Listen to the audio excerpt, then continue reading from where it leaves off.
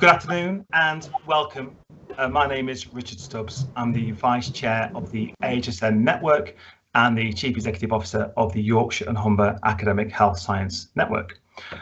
Over the next 45 minutes, we're going to be taking a look at the work that we've been doing as an AHSN Network on Reset, how we've been supporting the health and care system throughout the COVID-19 pandemic. Firstly, I'm going to give an overview of our Reset campaign and the report that we've recently published, and we'll then hear from Susie and Melissa, two of my colleagues from the AHSN Network, who'll be talking in a bit more detail about two of the specific themes of our Reset work. We'll conclude with a panel discussion and an audience Q&A, so please do use the live chat box, which will be open throughout the session, and please keep submitting your questions and we'll take a look at them at the end. So Susie, Melissa, we'll see you in just a few minutes. Could I have the next slide, please? Thank you. And the next one as well. And then the next one. So just to explain a little bit about the AHSN Network, we are the innovation arm of the NHS, and we do have a key role in facilitating the development of innovations and increasing the spread and adoption of new technology. We convene the NHS and academic organisations, local authorities, the third sector and industry, and attempts to create the right conditions to facilitate change across whole health and social care economies, with always a clear focus on improving outcomes for patients and ensuring equitable health and care. AHSNs obviously operate on a local and regional level, but fundamentally we operate as one large national interconnected network of networks, working together to spread insights, learnings and innovations, and this is what we call the AHSN Network. As a network, we've delivered a range of national programmes which have been developed regionally and locally, and through the network have been spread nationally. This work has benefited almost 500,000 patients and generated over £300 million worth of inward investment for the UK economy over the last 2 years. Actually, our annual AHSN Impact Report, our latest version, has been published today, so please do visit our website to download a copy, which is www.ahsnnetwork.com. Next slide, please. So what do we mean by reset? I'm sure everyone listening today is very familiar with the fact that our health and care system has undergone rapid transformation throughout the pandemic, with new ways of working and innovations being rapidly adopted.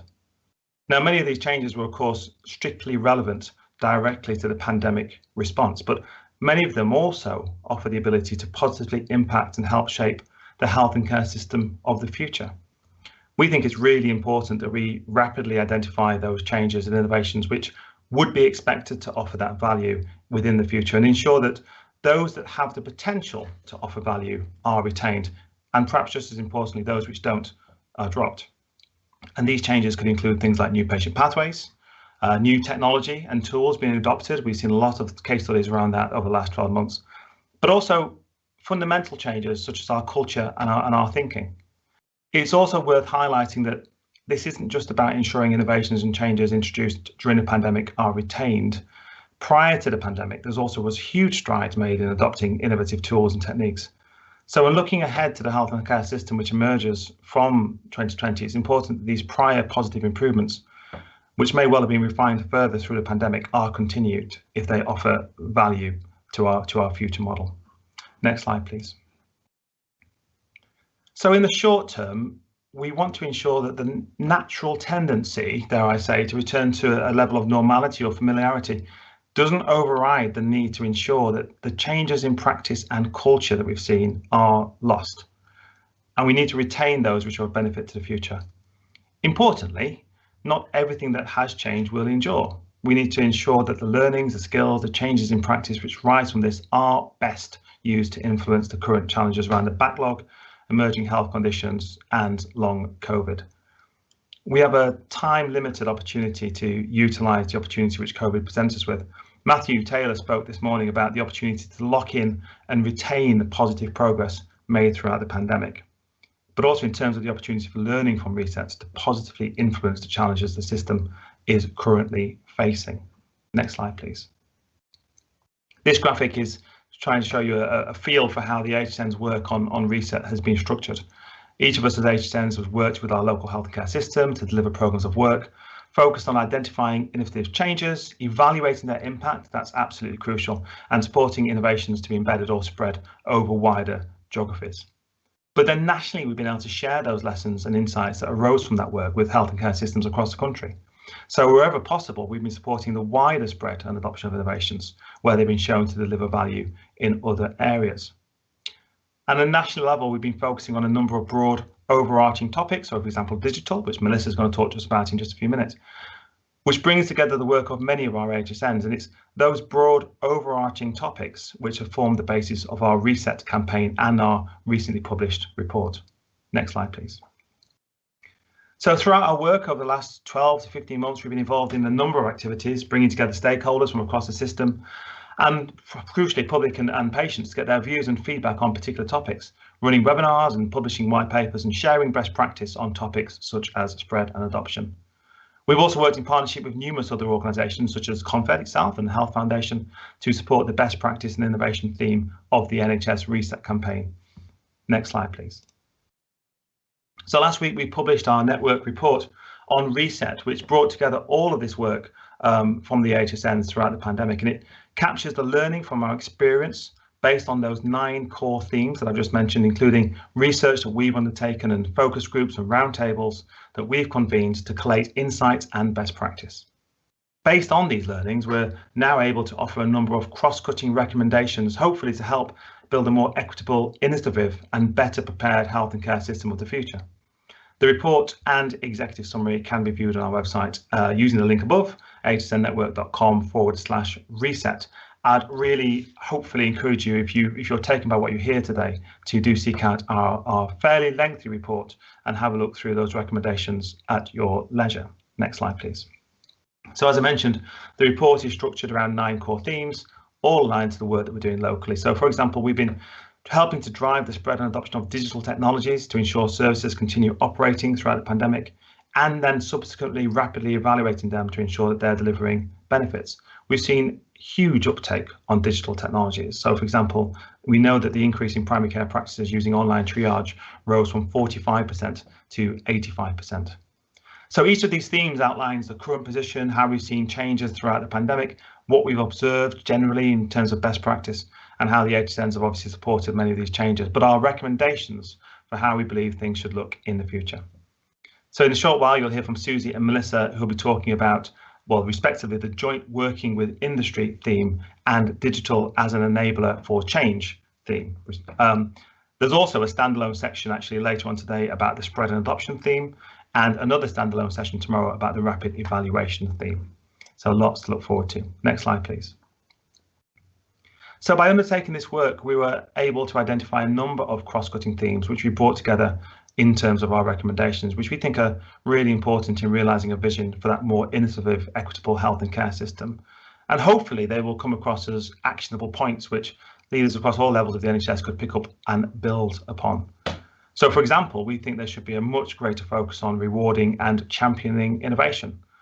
There's been a few initiatives around this previously, and this is an area where we've seen real acceleration throughout the pandemic. So if we're going to continue to drive innovation adoption across the health and care system, it is vitally important that that kind of aspect remains standard practice. Next slide, please. So in many ways, the pandemic has highlighted the importance of innovation in health and care, which has in turn further highlighted the role we believe we play as HSNs. Our core purpose is to transform lives through innovation, and we will continue to collaborate with all our stakeholders in order to multiply the scale and the impact through our outcomes-led programs. Our ability to simultaneously work nationally, regionally and locally, we think is really key to effective pivoting, cascading, empowering and enabling rapid transformation. We'll also continue to support the system on its journey ahead, continue to identify innovations to tackle some of the greatest emerging challenges, such as our ever-increasing patient backlog and other new challenges we will continue to face. So that's all I wanted to say by way of introducing the report. As I said, please do look at our website, hsnnetwork.com/reset, to download the report in full, and please do give us feedback if you are so minded. But we're now going to hear from Susie Ali Hassan, Susie from UCL Partners, to talk about the section of the report she's been involved in, about how joint working between the health and care system and industry has changed throughout the pandemic and how we should build upon this. Susie.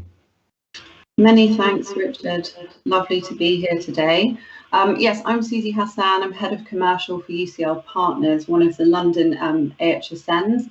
So my commercial team focus on reaching out and engaging with industry and supporting them, linking with our local health system as well as across the network. Next slide, please. So really our mission is to support the spread and scale of innovation, and that's really leveraging contacts locally but also nationally, as I said. And when we talk innovation, we don't just mean industry technology, broadly innovation that improves health within the system, improves patient outcomes, drive costs down, and supports the stimulation of economic growth. And we work to do this rapidly, and we work to do this extremely rapidly during the pandemic. Next slide, please. The commercial teams across the network work particularly with industry partners and technology across the innovation pathway. So really from ideation and creation of innovation, providing them advice and guidance and signposting them to resources to help them along their journey.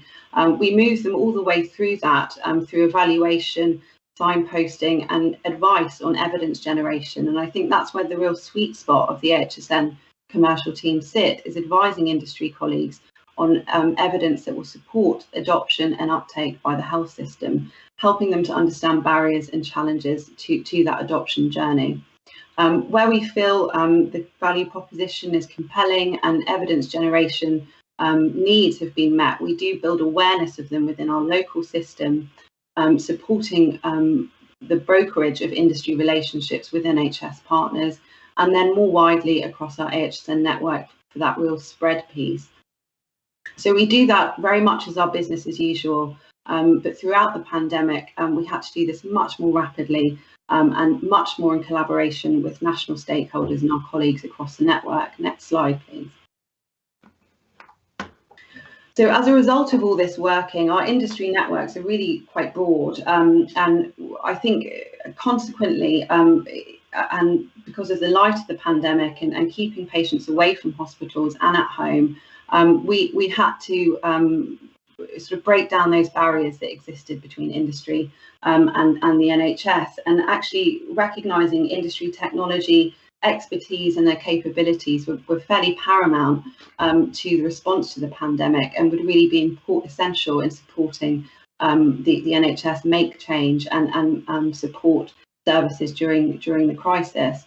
Industry were also very willing to provide people and resource to the NHS. That's both clinical staff to supplement teams that were redeployed or reallocated within the NHS, but also back office functions and administrative support during the NHS as well. Alongside this, I think the AHSN's played a critical role in acting as an advisory partner and a liaison between industry and technology suppliers and NHS colleagues in understanding what was available, what was rapidly ready to deploy, and what we as AHSNs could support brokering. And a fantastic piece of work led by Wessex AHSN brought together lists of technology that were there ready and available for NHS colleagues to use. And this was done in collaboration with stakeholders like NHSX and others. And they were large, very large lists of technologies that supported all aspects of NHS operations, diagnostics, remote monitoring and remote consultation. So really quite broad, and they're still being used today, and they're constantly being refreshed and updated, and very, very critical to that sustainability element that Richard referred to earlier. Next slide, please. Along with what was already out there and what existed in terms of ready technology, a lot of new things needed to be created too.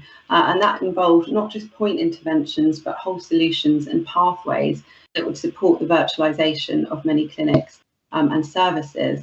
Remote monitoring and remote consultation solutions being critical to that.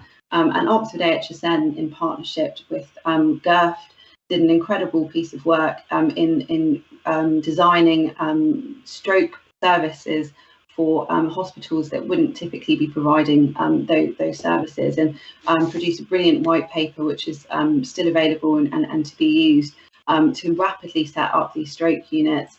And it involved all sorts of sort of telemedicine approaches, virtual clinics, remote assessment and techniques, as well as training to rapidly upskill staff who weren't used to using those services or delivering those services typically. So it's an incredible piece of work, and I do urge those interested, particularly in stroke, to have a look at that. But critical to that work, of course, was the need to integrate industry technology into that pathway. And this also included aspects of course, imaging, AI imaging, rapid sharing. How do you create multidisciplinary teams across a number of trusts in one go, and ensure that service to patients was delivered as quickly as possible in a condition as time critical as stroke. So everything created was done in partnership with innovative industry solutions. Next slide, please. And more locally to myself, in UCL Partners and across the network, however, it was recognised, of course, primary care services were under extreme pressure to keep patients at home, to manage patients, preventing them from having to access acute services. And UCL Partners developed proactive care frameworks, which spanned sort of primary care and patients managing long-term conditions in community. And these were in pathways such as hypertension, type 2 diabetes, COPD, and asthma. And included support for clinical teams within primary care services and GP practices to stratify patients, to identify those most at risk, and help onboard them onto these frameworks and these pathways, including again the essential component of resources for training and education. And again, alongside these pathways it was a need for appraised digital tools and solutions to help empower patients to manage their conditions at home and give clinicians the confidence to manage the patients and the care effectively from within the GP practice. So my team continue to support that work by updating the tools and solutions that are available at ICS level and to our infrastructure, and ensure that they are providers are confident in taking on those frameworks and adopting them. So there are sessions also on that, I believe, today, and the frameworks and tools are available from the UCL Partners website as well as the AHSN network website. Next slide, please. Just to touch on an example, I suppose, of sort of industry directly responding to the pandemic.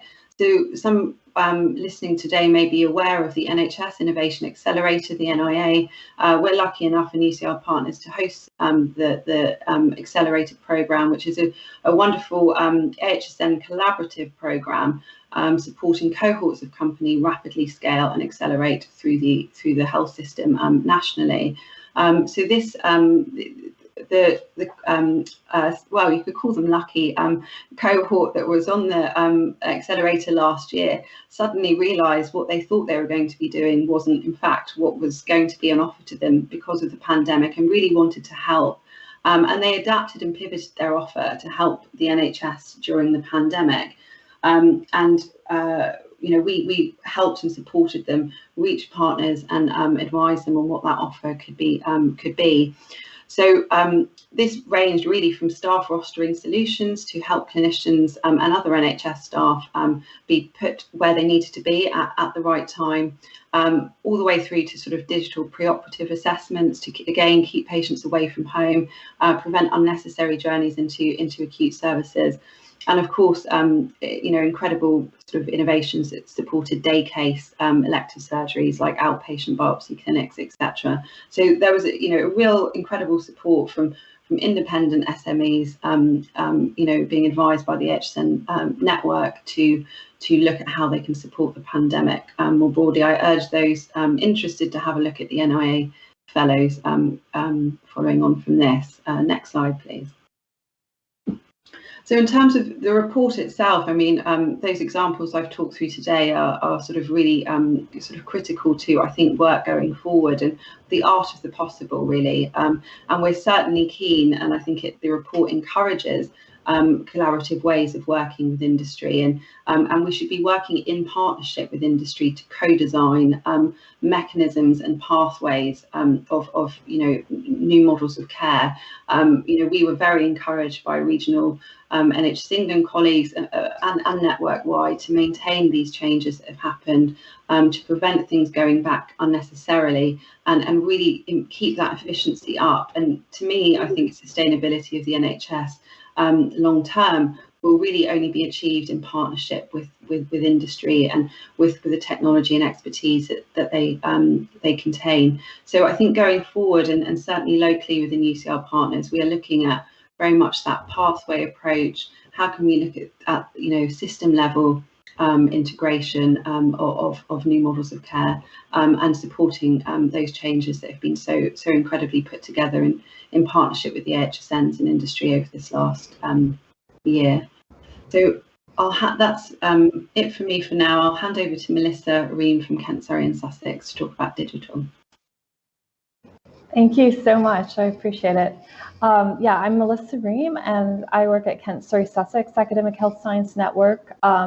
I am help on digital and artificial intelligence, and was very involved in the COVID response. It was, I guess, if you look at 2020, you could call it the year of digital. But if you really look at what happened, it was what digital made possible. It was digital as an enabler for change. So that's really the theme that we're going to focus on in this portion of the presentation. So you look at all the aspects of our lives as citizens went indoors, and you found people, working habits changing on Teams and Zoom, shopping on Amazon, buying groceries online, finance, etc.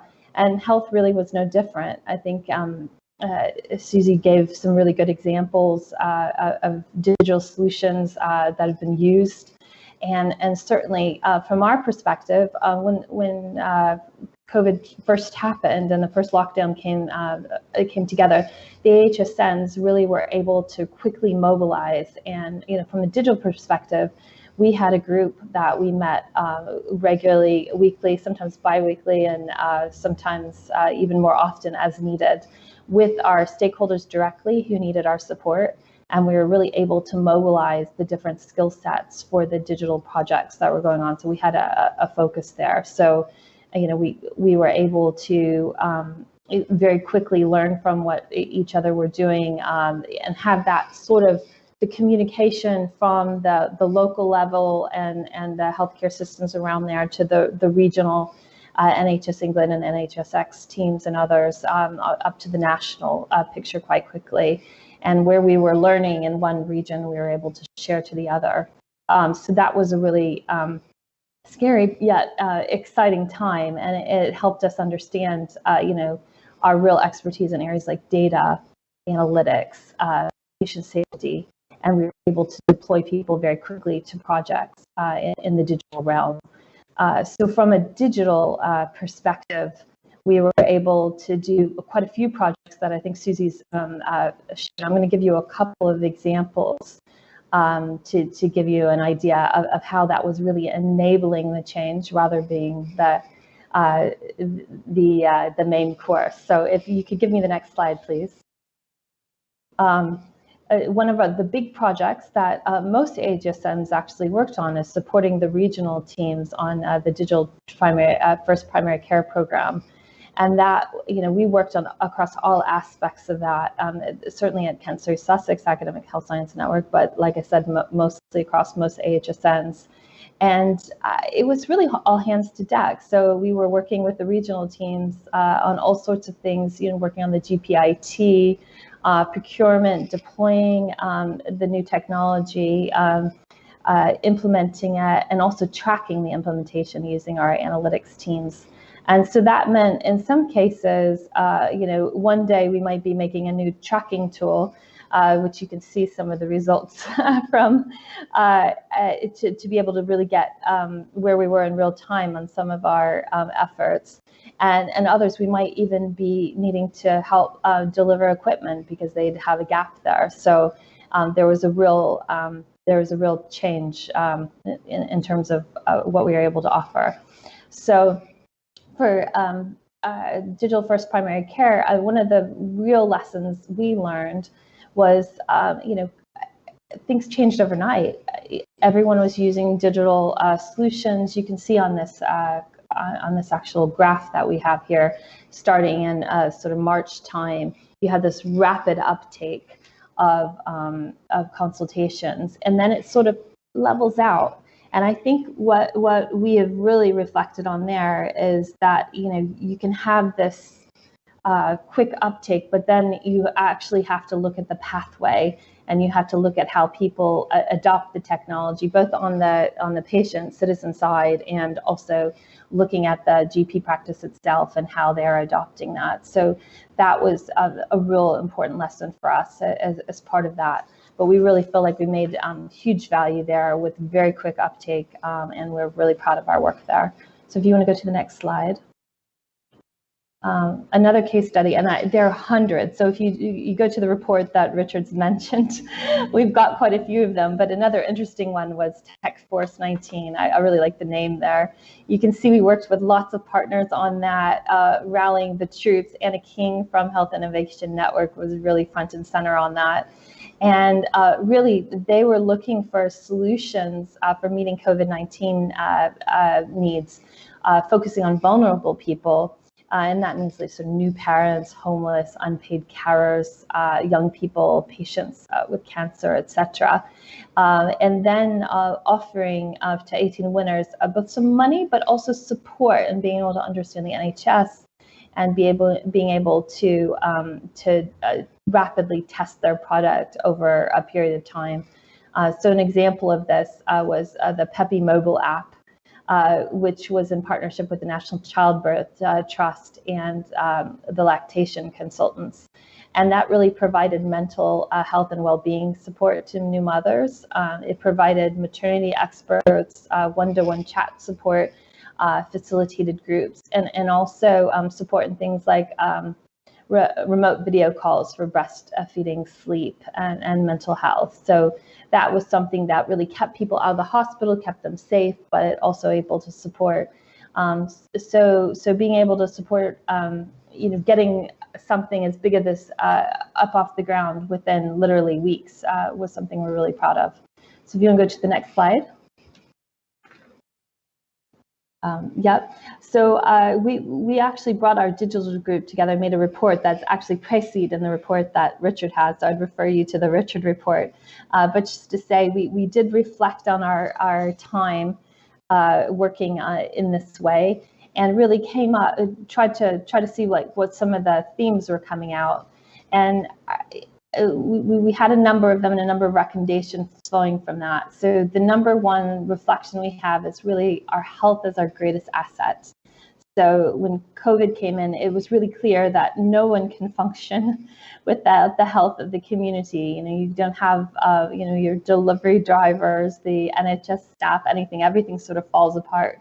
So COVID really reminded us, that we need to focus on that. And within that, preventative health really needs to be at the center. So, people, you keep people fit and healthy, keeping them out of hospital in the first place.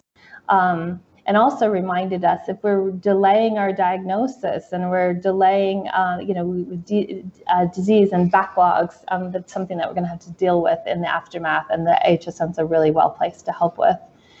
We also looked at how social care and pathway integration really came to the fore, as did data collaborations and digital literacy. So those were all sort of themes that came out of our work there. And in terms of recommendations, specifically in the digital area, we were looking at the impact on equitable access and on inequalities, et cetera, especially in this new sort of digital pathway. And making sure that everyone's needs are met. So that includes focus on digital literacy, but also catering for the needs that aren't engaged in that way, and looking how we do it. So a lot of our work, now and in the future, is really focused in that area. Similarly, a lot of really great place-based collaborations emerged. So we had a really exciting industry and academic and NHS collaborations that are persisting today. So those are things that were sort of born out of a necessity, but are proving to be quite important to all of us. We're still supporting decentralized data models. I know there are quite a few, including UCLP, that run digital innovation hubs. But also very importantly, and this sort of goes to the next slide, if you want to show, it is really looking at that behavioral change. So he's sort of reflecting, we don't want to do digital. We want to use digital as an enabler to accomplish something that's going to produce an outcome for patients and cost improvements for the NHS and quicker, healthier population. So that's really important. So, using our improvement methodologies and behavioral change models is really important, and we're continuing to support work around that in digital and beyond. And then once we get to the point where we're actually implementing it, it's using our analytics and real world evidence to be able to make sure that what is implemented we'll learn the lessons and we'll be able to scale up and spread that. I think I might stop there actually, because Susie had a really good summary of some other areas I think that are included in our recommendations, and turn it on over to Richard really for our panel discussion. Thanks, Melissa. And thank you, Susie. That was really good, really good. So thank you both for that. So yes, we're going to have a panel discussion now. We've got about 10 minutes or so. Huge amount of content from both of you there. I'm going to start off with a question for both of you, actually, which is a fairly general conversation to get us into this. But what do you think is likely to be the greatest challenges facing the NHS over the next 18 months? And the obvious follow-up to that, which I'll give you now, is in what way does innovation support that challenge? Susie, do you want to start? Yes, of course. So I think where we're noticing a little bit of a conflict is, I suppose, the definition of innovation that isn't related to COVID, I suppose, and equally how important it is, but how now everything can be related to COVID. So I think what I'm trying to describe is the challenge that we face as the AHSNs in being the innovation partner and adding capacity in the system to make change, where immediate priorities still lie very much on the pandemic and the aftermath, but sort of introducing technology as thinking beyond what has happened and what's going to come next. So I think we have a challenge positioning innovation correctly, where people are still very tied up with the pandemic, but also recognising that any way that we can support sort of NHS systems, which is ever evolving, and as I say, that sort of across a pathway rather than a point intervention is pretty critical. Yeah, and shall I take it as well? So I think in addition, really looking at those backlogs, all of the huge challenge in dealing with undiagnosed cancers or people who have been diagnosed and can't gain treatment and having those delays, it's just a tip of the iceberg. I don't think we know, how deep that problem is, and then being able to deal with that in the COVID environment, we're really going to rely on those innovations and needing to be able to deliver care in a new way remotely and helping people deal with that. I think linked with those backlogs in mental health and certainly what really starts to highlight is the inequalities. So, being able to address lots of these issues for people who don't normally have a voice and who aren't able to speak out or really address their own health needs in the same way that other people might. And Melissa, just sticking with you for a second, in terms of digital and AI, is there a danger of a digital backlash, do you think? I mean, I'm particularly thinking from NHS staff more than patients, but we've seen obviously a mixed interpretation of the benefits of some of our digitizational pathways over the last 12 months. Do you think that we're in danger of maybe taking one step forward but two steps back when it comes to digitizational pathways? Absolutely. I mean, you look at that graph I showed you, everyone did video consultations in the first 2 weeks because they were really frightened, and B, because they were told they had to. And so once that sort of, went back, people felt more comfortable and reverting to their normal way. And so I do think in some areas we will fight with that, and the only way to address it really is to understand what the needs are, what the citizens' needs are, what's going to make their lives easier. And I think everyone's eyes have been open. Actually, I can have a really great interaction with my GP that's not in person. So I think people are willing to accept different things, but also the clinicians, rearranging the way they work, that's a longer pathway. And we've thrown a lot of technology at people, but it doesn't actually all fit together well. And I think that's where the backlash is coming in. So that will be an issue. Susie, in terms of industry, obviously, as you said, we've seen a closer collaboration between our NHS and our industry partners over the last 12 months. And the relationship between the NHS as a body and industry has been one which has been, I've been tracked with interest for the last 15 years or so. How do you think NHS leaders could best ensure that relationship remains positive, as we've seen over the last 12 months? What is it that NHS leaders themselves could be doing, should be doing, in order to retain that collaborative culture that's been developed? I think it would sort of sit very much around being open and continuing that openness to dialogue and to exploratory conversations, and not feel that things need to be created in a silo and then brought together with industry. But as I mentioned in my slides, that element of co-design and talking quite sort of discerningly about the challenges, because I think that's what I certainly have noticed in my time working with industry in the NHS, is that industry want to understand more how they can help and what the perceived challenges might be. And I think, sort of what things that we pick up around what happens upstream or downstream of a pathway or a change need to be considered when industry approaching the NHS, because those are the things that ultimately the people that are going to buy the product need to consider. So how can we ensure the dialogue is real, is open, is honest, and again, I think how AHSNs can really be a supporting partner in that honest broker role, I think is pretty important. One of the things that is often I think brought up, particularly by our trade association bodies and friends, is that there's not much crossover career-wise. From people who are looking at an NHS career to people looking at an industry career. Do you think we need to facilitate greater or more comfortable, easier ways of people being able to navigate from the NHS into industry and back again?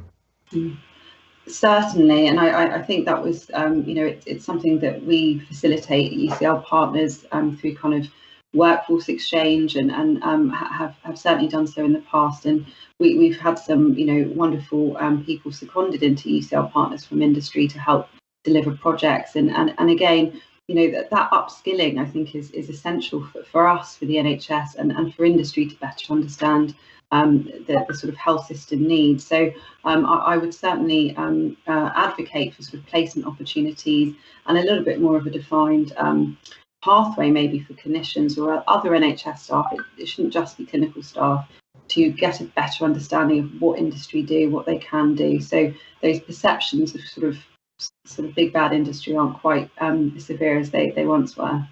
Yeah, I mean, certainly the examples I've seen, and you mentioned a few there from UCLP, it's genuinely people from industry coming into the NHS onto comments to gain a greater understanding of and insight into how the NHS works, rather than the other way around. So I think that is probably this is a two-way process. That's the route that we need to focus on more. Melissa, you touched earlier on the fact that if we don't adopt in the right way, digital technologies have the real risk of exacerbating poor health and care inequalities. What are the practical steps people can take to make sure that isn't the case when we are implementing digital pathways? I think in those cases, data can be our friends, and also we need to be wary of it. So I know lots of AHSNs are working with big data sets to try to really target various populations in relation to things like diabetes, etc., and seeing which particular populations in a local community or even a region are affected, which ones are able to respond best to particular courses of action, or might need more sort of hands-on treatment. So I do think being able to sort of get an idea of who actually to target and how is going to be really important. And I think we're actually, in terms of steps, we're actually going to have to really focus in that area, because it's a big gap. I mean, I live in Kent. It's a in coastal community around Dover.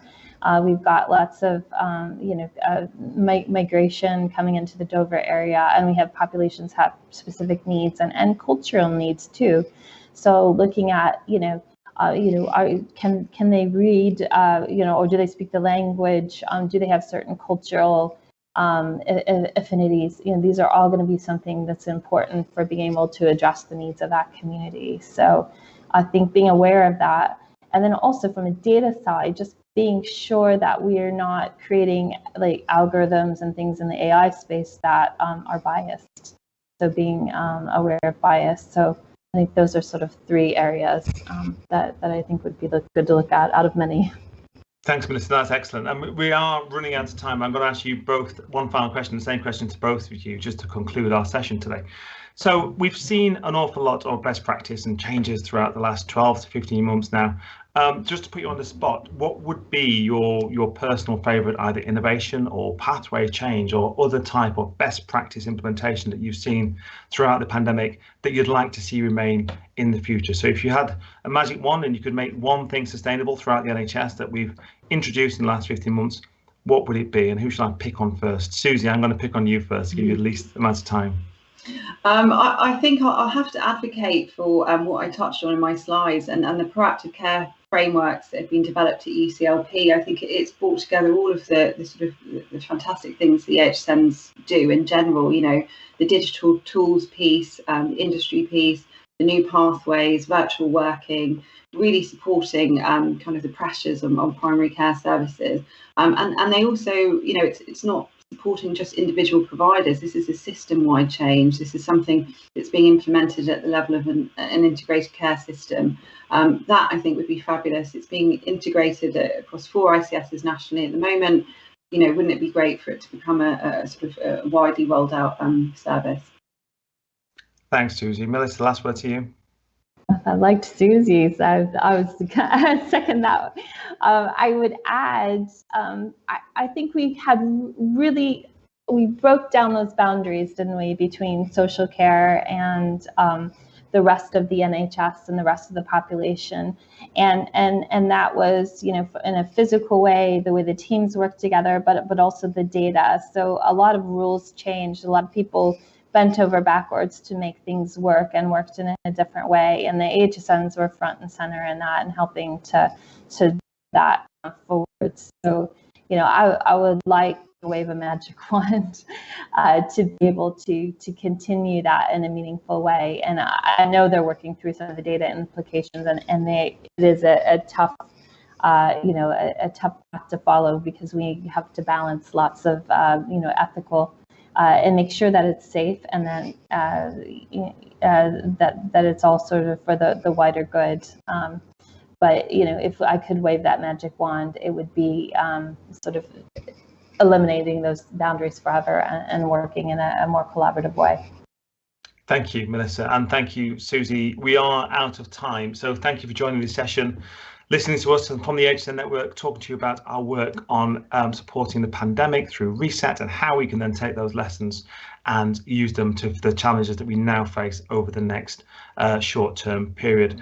Thank you, Susie Al-Hassan from UCL Partners. Thank you, Melissa Ream from Kent, Surrey, Sussex. I've been Richard Stubbs from the Yorkshire and Humber AHSN. Please do visit our website, ahsnnetwork.com, both to download our impact report, which has just come out today, and also the reset report, which dives into much more detail along the subject matter that you've heard today, and many other reports as well. So thank you very much. I will see you later for another session. Enjoy the rest of your afternoon. Goodbye.